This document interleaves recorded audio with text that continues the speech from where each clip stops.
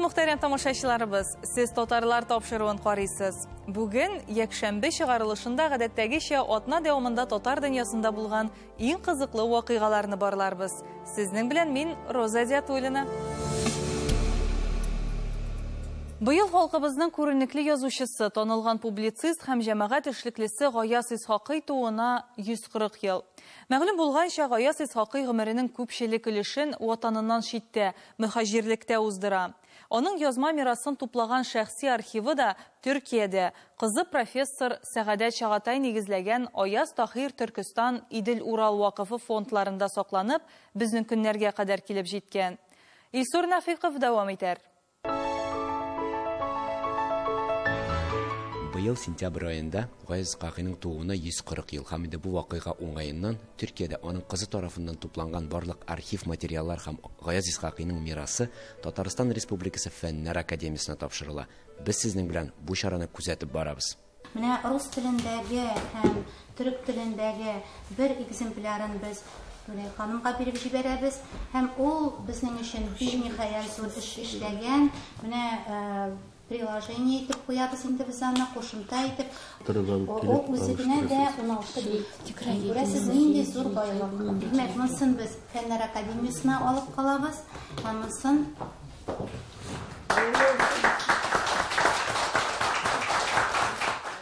bu birliktelik ve çalışma desteği devam etsin dileklerimle teslim alıyorum. Bu defa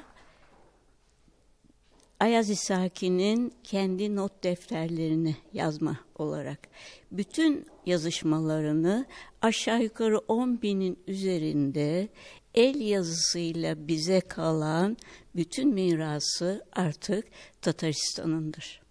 Yıllar boyu bu mirasını saklap kına tügül Tataristan'a sokmak, yarıp, şu sokmaktan bir kilip ürengen. O bir söz etken vakitte, min küzettim dedi. Gayaz Исхакыйның 15 tonlığın çıkarırlık şuşunda uyuşma institut var iken, ensiklopedic derecede işlerli bölümler var iken, min şularga biriga karar kıldım dedi. Min hazır şuşunda təqdimim var. Bölümlerini tağın çakırır, siz arada halkka varıp ciddi. Gayaz Исхакый şiit yerlerde yaşarga mecbur bulup, өзенең аның материаллары да күбесенчә шит җирләрдә топланып килде бүгенге көннәргә кадәр Төркиядә. Әлеге эш белән Аяз Тахир Төркстан Идел Урал вакфы шөгыльләнде. Беренче 5 томының аның әдәби әсәрләре тизрәк урын алса томнарда, алга таба документларның Төркия аша башка юллар белән безгә кайтып ирешеп, аны әлеге томнарга академик басма итеп әзерләп дөньяга чыгара бару шактый вакытка сузыла. Гаяз Исхакый 20-нче гасырда формалашкан яңа татар әдәбиятына нигез салучыларның берсе. Татар халкының рухи мәдәни үсешендә, татар милли сәяси хәрәкәтендә үзенең лаеклы урыны булган күренекле шәхес. 50 еллык әдәби публицистик һәм сәяси эшчәнлегендә шул исәптән Франция, Алман или Польша һәм Төркиядә яшәгән чорларда Гаяз Исхакый 50-гә якын әдәби әсәр, йөзләгән мәкалә язган, уннан артык татар газетасы һәм журналын нәшер итү эшен җитәкләгән. Bizim için, peki onun Türk dünyası çerçevesindeki rolünü bir değerlendirebilir misiniz? Ayaz İshakı döneminin önde gelen düşünce insanlarından biridir. Ülkesinde veya ülkesi dışında bu mücadelesini devam ettirmiş. O çalışmalarıyla ülkesinde yaşamış, geleceğe de çok büyük bir miras bırakmıştır. Burada yapılacak çalışmalarla ki İbrahim Galimcan Enstitüsü bu konuda çok güzel çalışmalar yapmaktadır. Ben de vakfa ve vakıf yönetimine bu bilgileri paylaşacağım. Sizleri burada görmekle çok mutlu oldum. Bu 4. gelişim. Artık Ayaz İshakı'yı burada çalışmaları görmek üzere geleceğim. Çok teşekkür ediyoruz. Ben teşekkür ederim. Konferensiya эшенең төп юнәлешләре. Төрки татар һәм дөнья әдәбиятларының контекстында Гаяз Исхакый иҗаты. Гаяз Исхакый мирасының социаль фәлсәфи, иҗтимагый сәяси, эстетик һәм тел үзенчәлекләре. 20-нче йөзелнең беренче чирегендә татар вакытлы матбугатының аякка басуы, үсеше һәм Гаяз Исхакый. Алдағы айларда шундый электрон чараларның берсе тәкъдим ителер дип уйланыла. Анда безнең кулъязмалар фондында сакланучы, шәхси фондларда сакланучы материалларның электрон копиялары теркәлеп бара һәм бик читтәге кешеләр дә, әйтик, Россиядән читтә булган кешеләр дә әлеге интернет чаралары аша кирип бу материаллар белән шул исәптән Гаяз Исхакый фондына караган материаллар белән дә таныша алыр дип уйлыйм. Илсур Нафиков, Татарлар, Казан. Казанда ел буе көтеп алынган масштаблы вакыйга гөрләп узды. 14нче халыкара мөселман киносы фестивале. Быел катнашырга теләк белдерүчеләр саны буенча рекордлы ел ди оештыручылар. 56 илдән 1000гә якын гариза кабул ителгән. Конкурс программасына 65 фильм кертелгән. Алар арасында 16-сы Татарстан фильмнары. Тулырак хәбәрчебез Ләйсән Хаҗиева видео язмасында.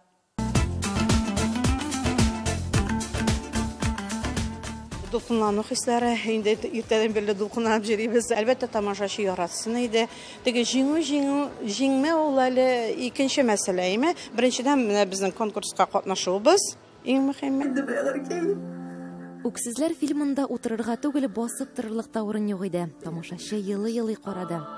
Бүген без шундый ашкынны татар фильмын карарга килдек. Равил апаның Үксезләр фильмын иптәш кызларым чакырып китерде мине монда. Бу фильм бик матур булырга охшаган. Татар фильмнары гомумән бик күп булса иде. Бик әйбәт, бик көчле фильмнар бар. Менә минем Мулла фильмы турында әйтәсем килә инде. Мулла фильмы мине тетрәтте. Мин аны күптән сезгә сөйләргә йөрим.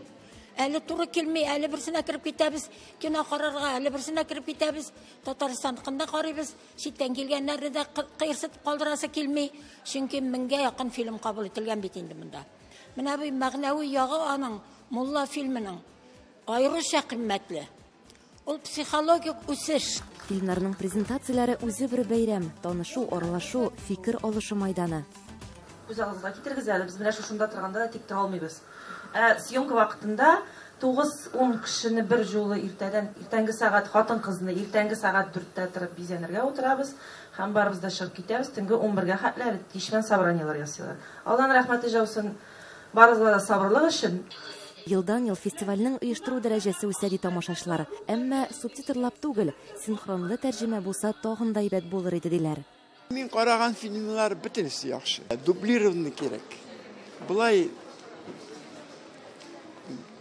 усвоить читен.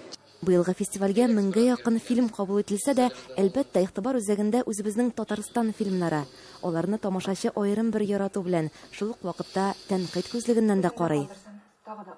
Тарихи комедияларда ял дигәнне күреп алдым. Инде аның авторларында катлы әйтерләр. Алар да үзләренчә кызыклы эшләгәннәр. Тарихи аны һич тә хурларга ярамый. Излиләр бит алар, без күрмәгәнне күрәләр. Һәм менә минем теге иң сөендергәне Хuzurның телевизион каналы да диләр, анда да бик матур әйберләр бар. Бүген шуның презентациясе кебек әйбер булды инде таныштыру.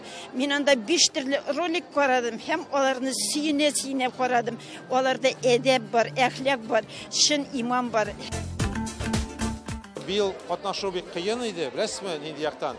Фильмнар шулкадәр күп, бигрәк тә үзебезнең милли фильмнар. Режиссерлар чакыралар, өлгереп булмый. Шуңа күрә күп фильмнар мин күрә дә алмадым. Чакыралар, бер юлы бит 2 фильмны карап булмый. Менә шулай, менә шундый шушындый хәлгә дә килеп җиттек без, диме? Өлгермибез хәзер үзебезнең фильмнарны карарга. Ниндидер теге шартлау яки зур дулкын дип әйтеп буладыр. Чөнки миңа ялгышмасам 10-15 фильм Татарстанда быел нәшрелде. Бәлки барысы да бирелмәгән булса да фестивальдә, әмма мин беләм, ничек бу елны индустрия көчле итеп эшләп китте. Нидер мода кирип китте фильмны төшерергә. Бу инде бу елда Миләүшә Ләбиевна туганымның зур көче куелды. Мин генә аның белән үзем 2 фильм төшереп өлгердем бу елны. 3нче фильмга әзерлек бара. Һәм менә бу фестивальнең шулай торып баруы, бу күрсәткеч барыбер. Татарстанда теге кеше күзләре өчен түгел, чыннан да ниндидер үзгәрешләр, үзгәреш җиле булганы. Бу бик шатландыра. Фестивальнең иң матур мизгелләре кино йолдызларының кызыл келәмнән узуы. Чит ил кунаклары арасында түбәтәй киеп килүчеләр дә бар иде. Я хочу, чтобы во всем мире узнали о Казанском кинофестивале и такого уровня, чтобы он достиг, как Каннский кинофестиваль. Bu festivali de gördüm ve katıldım. Filmleri izledik. Aktörlerle, rejisörlerle tanıştık. Organizasyon çok güzel. Daha ileriye doğru daha da iyi olacağını düşünüyoruz. Tataristan'a ilk defa geldim. Kazan çok güzel bir şehir. Bayıldık. Festivali de çok sevdik. Bir de bizim insanlarımız bunlar. Asyalılar. O yüzden ayrıca önemliydi bizim için. My very first time in Kazan, in Russia. It's a very peaceful city. Its people are very generous. And then clearly, we came to the festival. We're really enjoying it. We got to meet some very interesting filmmakers, actors, producers. Мулла фильмы Татарстан Республикасы президентының махсус премиясына ие. Туфан мәрхүм спектакльне пьесаны язганда, спектакльләрне берничә театрда караганнан соң әйтте, менә миңа бүтән постановкаларга караганда шушы Әтнә театрының спектакле миңа ныграк тәэсир итте. Рамил режиссер моның иштәлеген нык үзе аркылы үткәргән күрәсең. Шуңа күрә үзенең актерларына сеңдергән, аның хыялы булып яшәгән. Мин инде бу фильмдә төшкәндә сөйләшәк инде күп мәртәбә сөйләштек ул турыларда. Мин ди моны хыялландым бу спектакль итеп түгел, шын кино киң масштабта итеп. Һәм спектакль шуннан да кинога алмашты. Фестивальнең иң зур бүләге Гран-прига Казахстан режиссеры Адилхан Ержанов төшергән «Ласковое безразличие мира» драмасы лаек дип табылды. Казан мэры бүләгенә Әмир Гатауллин төшергән Коръән картинасы лаек. Лейсин Хаҗиева, Татарлар, Казан.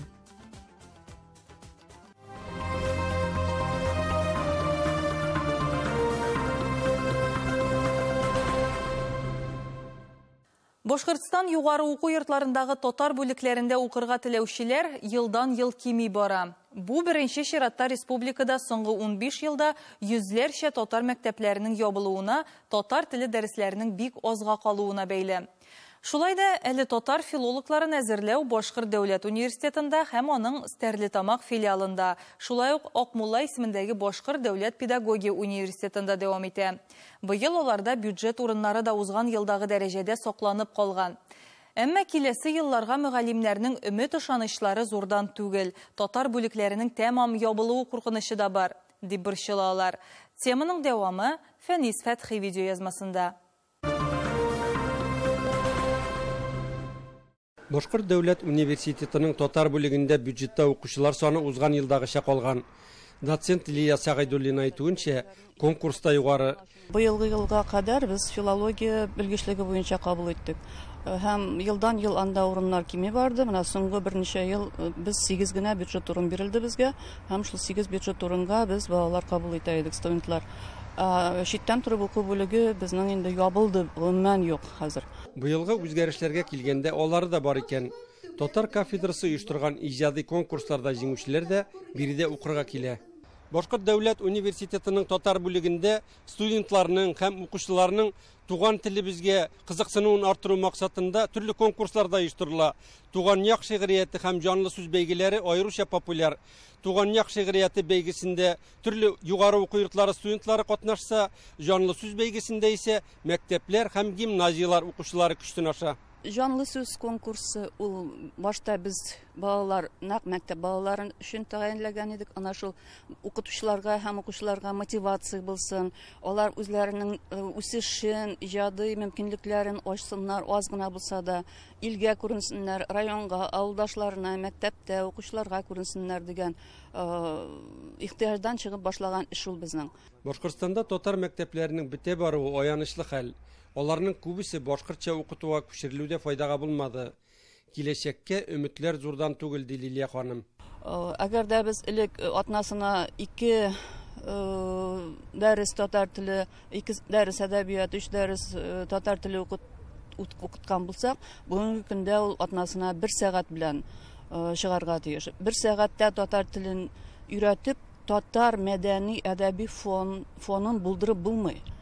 Дөрес, мәктәп кенә булдырмый ул әйберне. Аның өчен гаилә дә эшләргә тиеш, аның өчен гомумән җәмгыять тә эшләргә тиеш, республика эшләргә тиеш, радио, телевидение гомумән яшәү рәвешендә татар теле үзенең югары статусында булырга тиеш. Әңгәмәдәшебезнең төрле елларда укып чыккан студентлары үзләре дә абруйлы укытучылар хәзер. Алар да алдынгы эш алымнарын кулланып, ана телен саклауга зур өлеш кертә. Иң беренче чиратта теләсә инде эшчәнлекне оештыру нигезендә мотив ята. Баланың үзенең тормышы өчен, үзенең яшәеше өчен, үзенең мәнфәгатьләре өчен кызыклы булса, бала анда тартылачак. Демәк, укытучының иң беренче максаты балаларга шушы дәресне, шушы предметны, ана телен кызыклы, аның теләкләренә, аның ихтыяҗларына, мәнфәгатьләренә туры килергә итеп оештыра белү. Башкорт дәүләт педагогия университеты татар бүлеге нигездә мәктәпләргә укытучылар әзерләүгә махсуслаша. Биредә шулай ук соңгы елларда укучылар кабул итү сизелерлек кимеде. Әмма быел узган елгы дәрәҗә сакланган. 15 бюджет урынга да без кеше җыйдык. Шуңа өстәп тагын 1-2 кеше түләүле контракт нигезендә дә студент булыр дип исәплибез. Милли мәгарифкә кагылышлы кыскарту һәм чикләүләр татар мөгаллимнәрен дә борчуга сала. Киләчәктә татар бүлекләре тәмам ябылып куймага идеялар. Татарлар, башкортлар, башка милләтләр үз туган телләрен белмиләр. Алар урыс теле мөхитендә үсәләр. Шуңа күрә аларның күпләре туган телләре итеп урыс телен танырлар дигән шундый шик бар. Башкортстанда соңгы 10-15 ел эчендә йөзләрчә татар мәктәбе ябылды. Күпләре башкортча укытуга күчерелде. Шул сәбәпле дә югары уку йортларындагы татар бүлекләрендә укырга теләүчеләр саны сизелерлек кими. Татар укытучыларына ихтыяҗ булмагач, вузлар да ел сайын студентлар кабул итүне азайта бара. Фәнис Фәтхи, Татарлар, Уфа.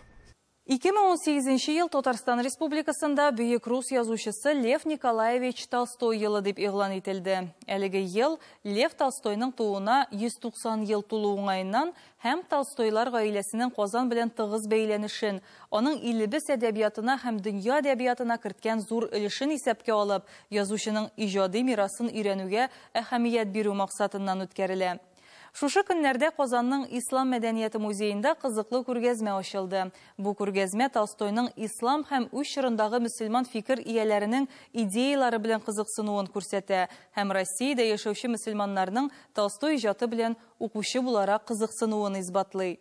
Толарак киләсе видеоязмада.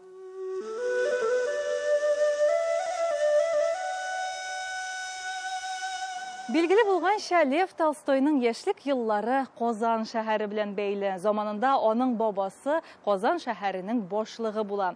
Лев Толстойның ислам һәм мөселман мәдәнияте белән танышуы да нәкъ менә Казаннан башлана.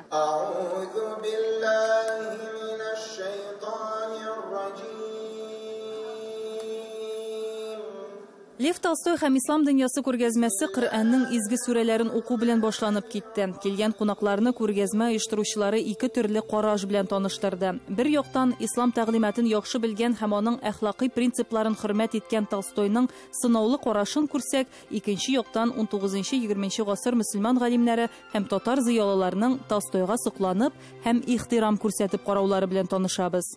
Толстойны 20 гасыр башында безнең татар классиклары тәрҗемә итә башлый.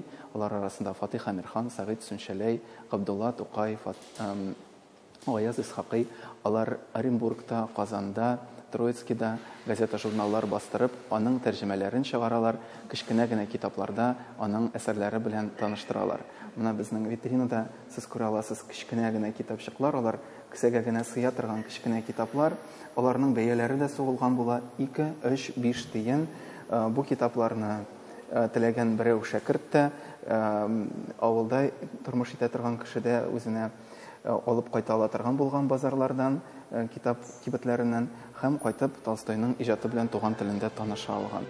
Бу үзенчәлекле китапчыклар бер нөсхәдә һәм алар республикабызның милли китапханәсе Казан Федераль университетының фәнни китапханәсендә кадерләп саклана. Зыялыларыбыз Толстойга хатлар язып, анардан киңәшләр дә хәтта сорыйлар. Менә башка бер витринада без күрербез ул хатларны. Мәсәлән, Стамбулдан татар кешесе Әсфәндияр Воинов дигән кеше Толстойга хатлар яза, аның дингә карата мөнәсәбәтләрен сораша. Бу темага, бу хатларга нигезләнеп, Яков Коблов Казанда «Граф Толстой и мусульманин» дигән китап чыгара. Россия мөселманнары Толстой әсәрләрен рус һәм үз милли телләрендә йотлыгып укыганнар. Гасыр башында Кавказ, Идел-Урал төбәкләрендә яшәүче халыклар арасында да әдипнең фәлсәфи, иҗтимагый һәм дини карашларына зур кызыксыну булган. Уникаль бер документ бу Фатих Әмирханның Толстойга язган хаты. Бу хатта Фатих Әмирхан Лев Николаевичтан киңәш сорый. Ул әйтә, без соңгы вакытта Европа халыкларына якынайырга тырышып, аларның кайбер матур һәм тискәре гадәтләрен алдык ди. Ислам белән бәйле татарның бер матур ягы ул эчкечелектән ерак тору. Моны Европага якынашкач, без дә эчкечелеккә бирә башладык.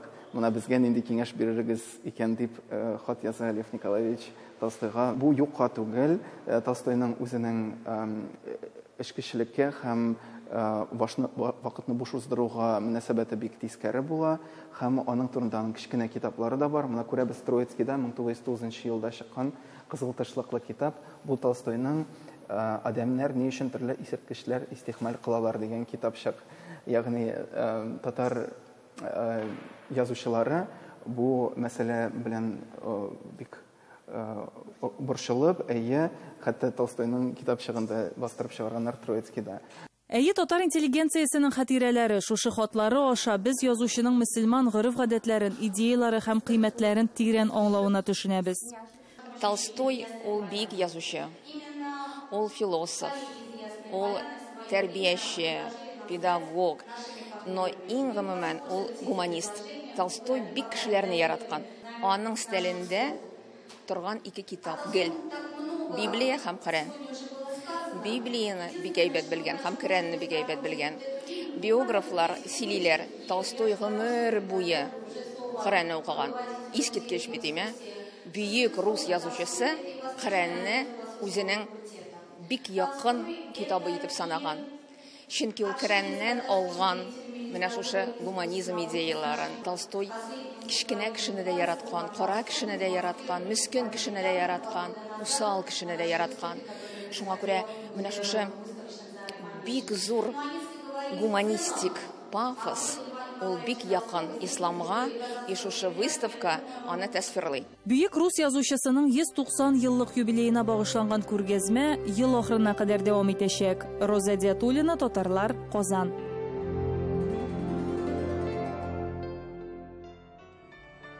Бүгенгә сезнең белән сау булашабыз. Киләсе атнада да татарлар тапшыруын карарга онытмагыз. Исән-имин яшәгез.